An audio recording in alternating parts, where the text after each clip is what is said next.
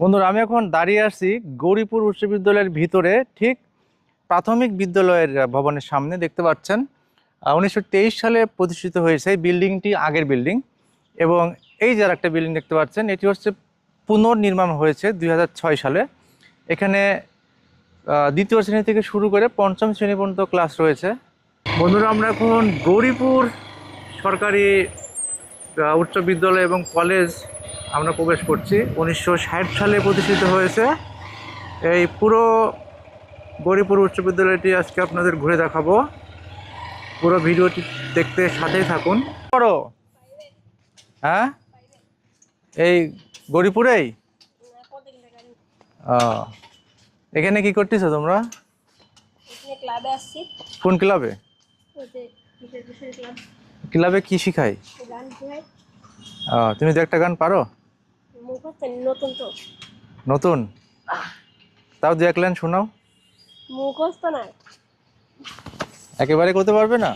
মুখস্থ না, আমার বন্ধুদের শোনাও গান। মুখস্থ না আঙ্কেল। তুমি গান পারো?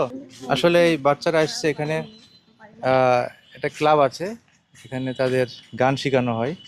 গান এই সপ্তাহে কি বারে শিখায়? কয়দিন শিখায়? কোনো টাকা পয়সা নেয় না? সরকারি? ফ্রিতে না?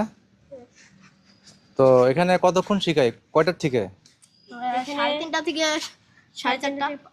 তুমি বাচ্চাদের সাথে কথা বললাম, তারা আসলে এই স্কুলের ছাত্র না, কিন্তু এখানে গানের ক্লাবে আসে। এই পাশে দেখতে পাচ্ছেন, এটি হচ্ছে বিজ্ঞান ভবন।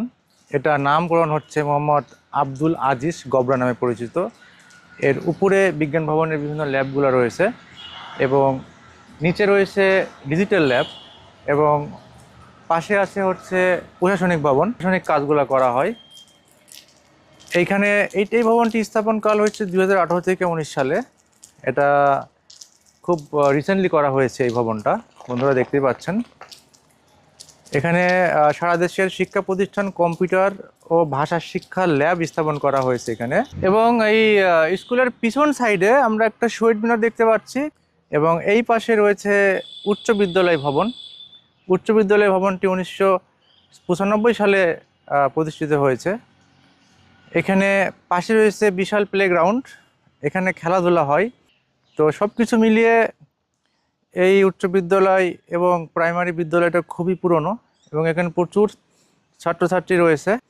এটি হচ্ছে লালপুরের আগেই, ঠিক লালপুর হাইওয়ে সড়কের পাশেই এই কলেজটি গড়ে উঠেছে।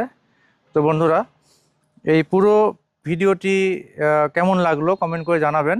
আমরা লালপুরের এই গৌরীপুর স্কুল অ্যান্ড কলেজটি ঘুরে দেখালাম। বন্ধুরা, ভিডিওটি ভালো লাগলে অবশ্যই বেশি বেশি শেয়ার করবেন। ভালো থাকবেন, সুস্থ থাকবেন। পরবর্তীতে দেখা হবে অন্য কোনো ভিডিওতে। আল্লাহ হাফিজ।